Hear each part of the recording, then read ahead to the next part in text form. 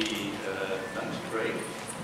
Yes, and I have to announce the talk of Professor Рафаэль Grinberg, Archaeology and the Annihilation of the Material Past. And so please be patient until the lunch. Terrible. And you see, this is even more dystopic than your ideas. So thank you, Professor Makarov and Professor Hansen, for convening this meeting of the best minds as you defined us. And I would like to have that on my Amazon site. Yes, for my next book, The Best Minds. Yes, thank you. So if anyone had asked me 35 years ago, wait, let's see if I know how to use this. Ah, okay. No. Can you go back? Excellent. If anyone had asked me about 35 years ago about the future of archaeology and where it should be headed as the new millennium was approaching, I think I would have replied with naive confidence that all archaeology needed was more excavations, more publications, and more rigorous science. And given those, everything would be possible. So speaking now with a lot less confidence, but probably not much less naivete, I have to say that I would have been way off the mark. The traditional hegemonic archaeology in which I was educated and whose implicit values I absorbed was in fact on unstable ground, about to be struck by two intellectual tremors and an economic tsunami that were to profoundly change our entire professional landscape. Although, like this famous cartoon character running in thin air, it has taken some of us more time than expected to realize their true situation. And this slide is going to be up for a while, so you can all think about where you stand in relation to the cliff of which you have fallen, or maybe you don't know it yet. So the two intellectual tremors that I mentioned were the arrival of postmodernism and post-colonialism on the archaeological scene. And the tsunami is that caused by neoliberal economics. Postmodernism dealt a serious blow to the positivist program in archaeology, questioning objectivity, relativizing knowledge, and redefining as socially constructed discourse what had been previously viewed as a straightforward archaeological process of discovery and verification. Authority and common sense were now challenged, and the search for the truth was replaced by perhaps a requirement to craft a persuasive narrative. Archaeologists were asked to reflect on the unstated assumptions in their methodology and the sources of scientific authority and validation. Post-colonial critique revealed the origins of scientific archaeology in imperialism, colonialism, and nationalism, as well as the problematics of its dependence on Western concepts of progress, modernism, and rationality. Archaeologists were required not only to recalibrate their relationship with indigenous people and the inhabitants of the places in which they excavated, but to reconsider the entire structure of power relations and hegemonic discourse in the discipline. Who is served by the cultural capital created in our work, and who profits from it? What voices are heard in archaeology and which are not? The politics of archaeology became visible and contested. And even as these sources of uncertainty began to roil the field from within, the rise of the neoliberal world order began to change it from without, undermining the traditional structures within which virtually all archaeologists operated: universities, museums, government institutes, and regulatory bodies. Neoliberalism is an ideology and policy model that sees free market competition and unfettered growth as the keys to human progress. Anything that stands in the way of these keys, such as regulatory or wealth distributing mechanisms, is eagerly sought out, weakened, and ultimately destroyed. While the neoliberal economic model has had a far-reaching impact on universities by imposing market concepts on the production and dissemination of knowledge, which you just mentioned a moment ago, Sophia, encouraging institutions and individuals to capitalize their research and compete with each other, while at the same time freezing public funding, dismantling collective protections and the tenure system, promoting efficiency by means of employment flexibility and wielding terms like excellence to encourage competition and undermine solidarity, and creating a huge class of mobile, economically insecure, non-tenured researchers and teachers. Its greatest impact on archaeology has been outside the academy. So all of that was just in parentheses. That was a description of universities, and now I will talk about archaeology at large. So unlike any other field in the humanities and many of the social sciences, archaeology is deeply entangled by its very nature with the outside world. Archaeological work takes place in real and usually public places, creating meaning and value, whether cultural, political, or economic, by adding layers of history and memory, often in ways that had never been suspected before or were known only to few. In a world of slow growth and extensive regulation, the world that I started archaeology in, these added values could be exploited in only a very limited fashion. The cultural capital that they generated had only limited currency. You couldn't do much with it. While the costs of excavation made development and construction on archaeological sites unattractive. Under the neoliberal regime, however, where the development of land for construction and transportation and the exploitation of resources such as mines, rivers, and forests was to be sped up immeasurably, and where the concept of public interest was an abomination, and where the value of everything could be measured and monetized, archaeological regulation became an economic issue. Archaeology was, and still is, classed officially in government papers as among the barriers to development. It needed to be bought out, taken out of the equation so that it wouldn't impede growth. And that is, of course, excepting those rare cases where archaeology itself could provide a profitable return to investors, whether by raising the perceived value of marketable products or as a revenue-generating tourist attraction. In the 1990s, the theoretical possibility of buying out the archaeological interest became a possibility, and then, with the rapid growth of the financial sector, which is what is shown in this graph, it became an inevitability. Suddenly, developers were flush with cash, and what had seemed earlier to be a prohibitive cost, for example, the removal of an entire archaeological site by complete excavation, has now become little more than a speed bump on the way to the realization of large-scale development. At the same time, defunded, semi-privatized public institutions and for-profit contractors began to view archaeological sites as potential sources of income. The quid pro quo was, however, clear. The sites were to be completely removed so that they would no longer hinder development.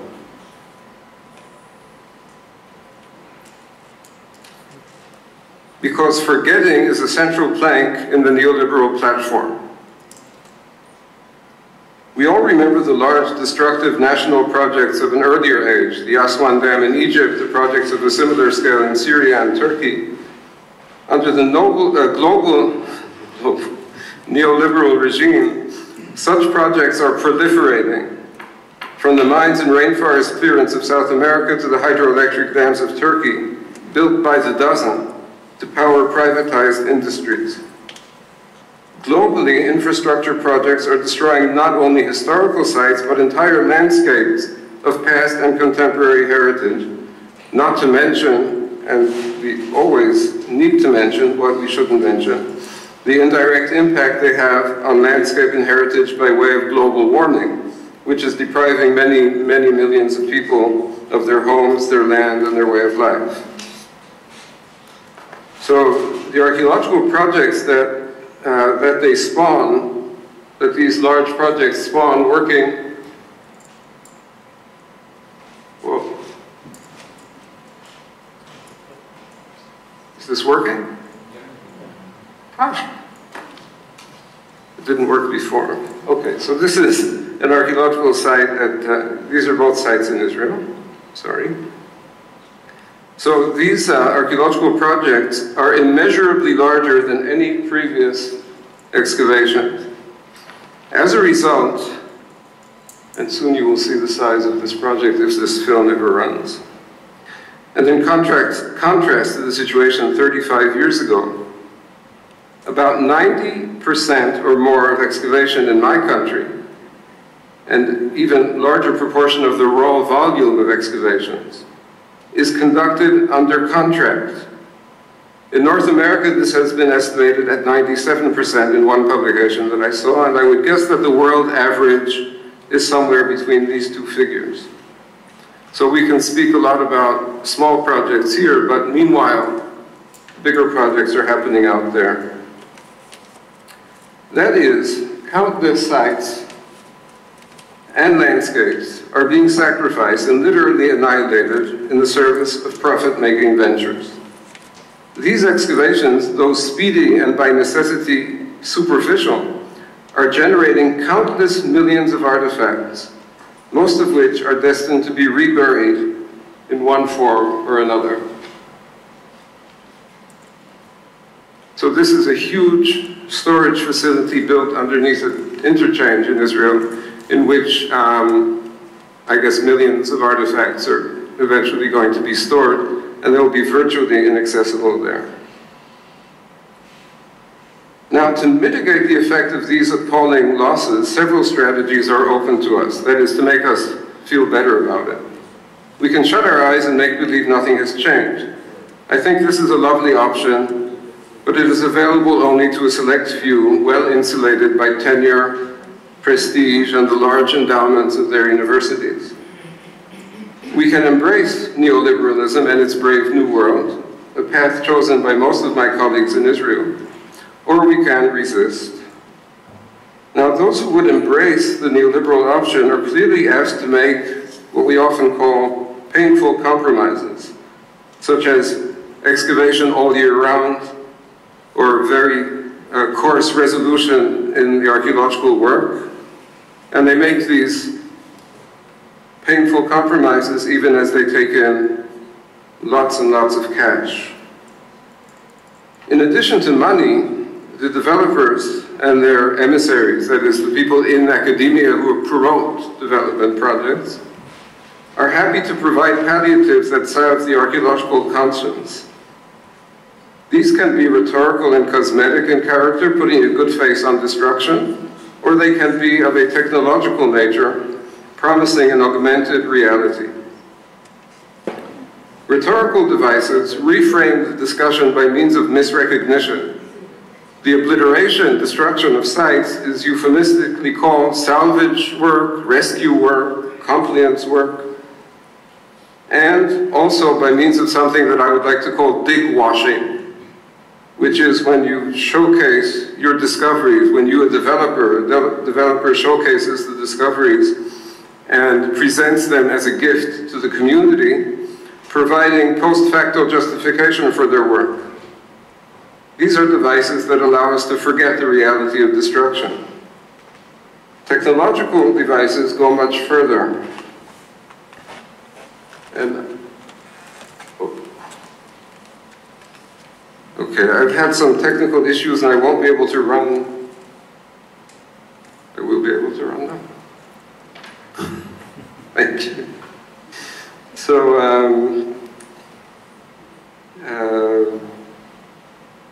So as I was saying, these technological devices go further, offering virtual or even improved reality, augmented reality.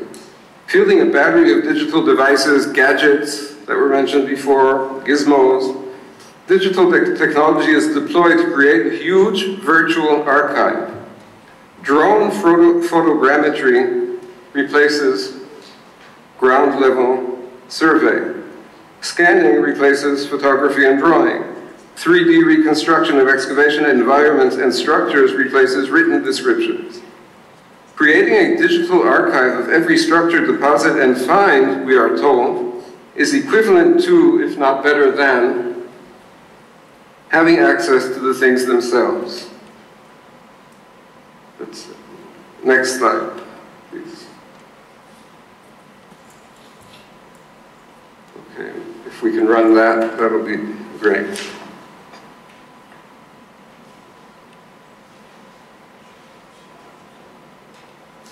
Keeping the physical remains is inefficient and prohibitively costly.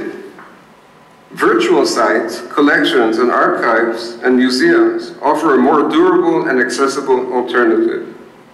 The digital record is democratic, it records everything, and it is not biased. And in theory, it is universally accessible. Never mind that this is hardly ever the case, since it is considered the property of the state or of the developers or of the universities. So isn't that what we want? I would like to suggest that the dematerialization that we see here is the ultimate form of forgetting, bearing the same relation to archaeological things as the financial instruments of neoliberal economics bear to actual production.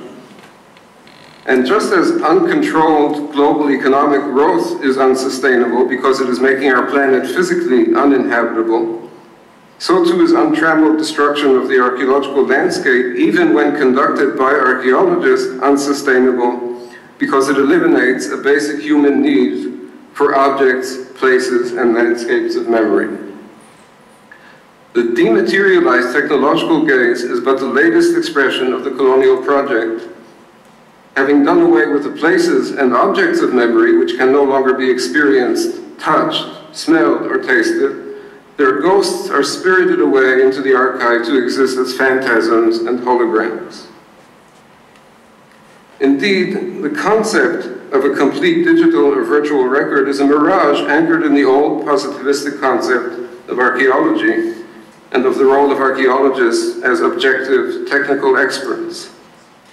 In practice, the archaeologist still selects and tags what is significant and worth recording, forgetting everything else, and still maintains the visual record as the only one worth preserving, forgetting the other senses.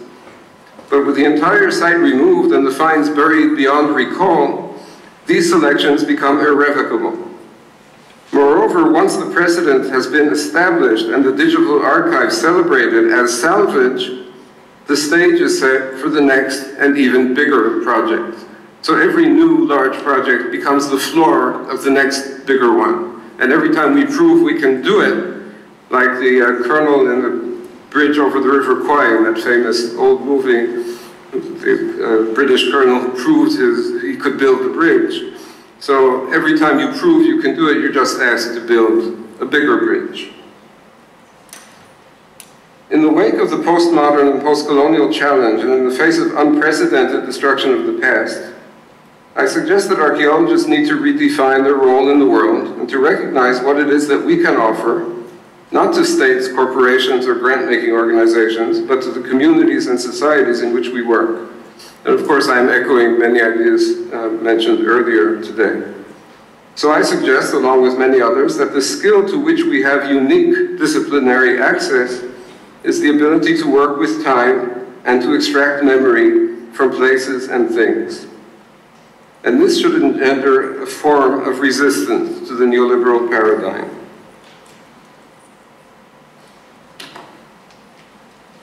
Moss, Haugwachs, and more recently Connerton have taught us that human memory cannot reside solely in the virtual world, as it does not reside solely in our minds. We remember through doing and interacting with others and with the physical world. It is the actual things and places of the past made present by archaeology that remind us of the embodied sensuous lives of people. And again, this has nothing to do with how distant this past is. Because these things and places contain agency of the past, our work is analogous to memory work, or I should say critical memory work. and is important to the health of our society. The comic dysphoria of Charlie Chaplin in modern times, or of Jacques Tati's Monsieur Hulot in Playtime, were vivid illustrations of the psychic perils of the all-new world of high modernity. Postmodern commodified nostalgia, exemplified by the culture and heritage industry, is a poor substitute designed to shore up conventional, romanticized visions of the past. And think of fake antique signs in trendy coffee shops and nostalgia for 1950s America, which has become so popular. By way of contrast, the archaeological trace, the structure, the landscape or object, whether ancient or contemporary, are in archaeologists' hands and imaginations an index of an entire world of materials, gestures, itineraries, and interactions. Whether working in a Bronze Age house or in a contemporary migrant encampment, we follow the traces, or rather the assemblage of traces, and the objects, or the assemblage of objects, and deconstruct the black boxes of preconceived categories, typologies, and the like, and reassemble the network of human and non-human actants and mediators of which they were parts.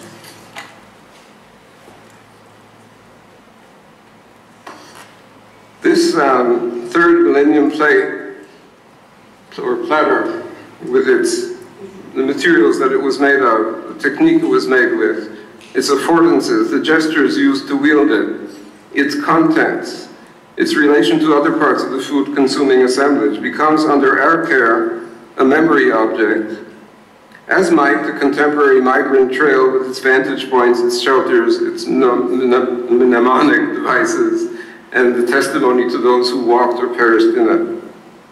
This kind of work requires patience, dialogue, listening to different voices, and maintaining a reflective, critical stance. It advocates for slow work rather than fast. It prefers a small footprint to an extensive one, and even covering sites over for the future to removing them now. Where development is inevitable, excavation should be conducted on these terms compatible with our responsibility to the communities involved and with our task as providers of memory. Where it is avoidable, we should side with those pushing to avoid it. We can't eliminate construction, but we can slow things down, refuse to give credence to the charade of salvage, and avoid giving comfort and an academic stamp of approval to predatory developers. There is an ontological security that we all have in a world that is contiguous with the past. I want to recognize the streets and houses of my childhood, and I am alarmed by a world in which everything has become unfamiliar.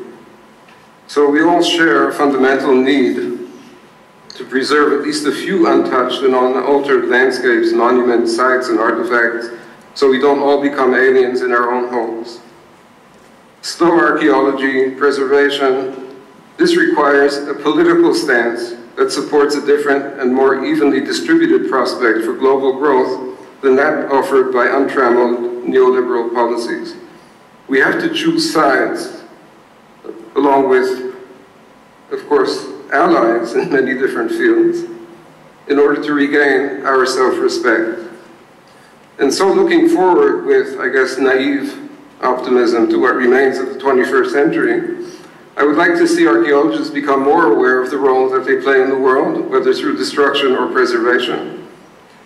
We can take control of our destiny, but not by selling it cheap, and not by serving as loyal servants to states or corporations. As mediators of memory, we have more power than we often think. Thank you.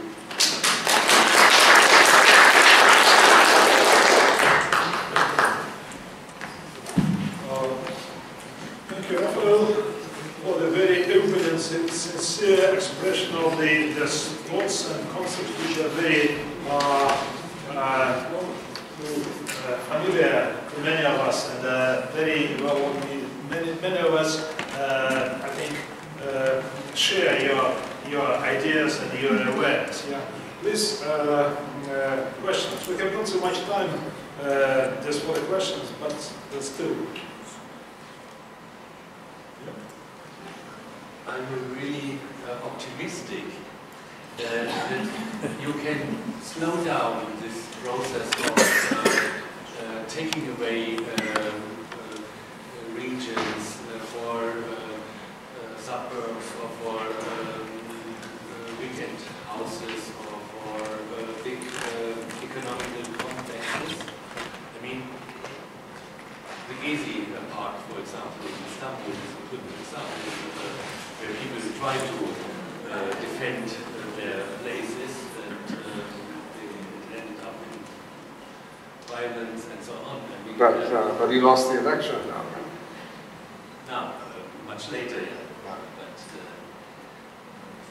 Am I optimistic? The thing I was optimistic about, or maybe I'm not really an optimist by nature, but I was hopeful about was that archaeologists, and again, it's not necessarily the people here in the room, because I've worked in the public sector and there are a handful of archaeologists in the academic departments, but there are hundreds in the public sector. And they're the ones who are sort of beaten down and can't take control of their destiny. But I think that it's possible for them to resist in that sense. That they can say, look, you know, there's now a global conversation about global warming and human-induced climate change. So things have to be done. There's no choice about it. You know, there's going to be less of all kinds of development because of that. And we should definitely be on that side of the argument. And we should say, yes, you know, it's not only that you need the water, the trees, I don't know, the coastal areas, we've just escaped Berlin. I'm sure if we had this conference in Berlin, you know, we'd all be sort of fainting here today.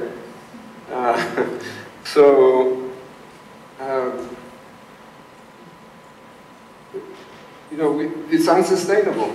And our memory work has to be part of that discussion of what else is unsustainable. It's unsustainable to replace everything with this digitized future, or this, you know, this excavate everything that happened.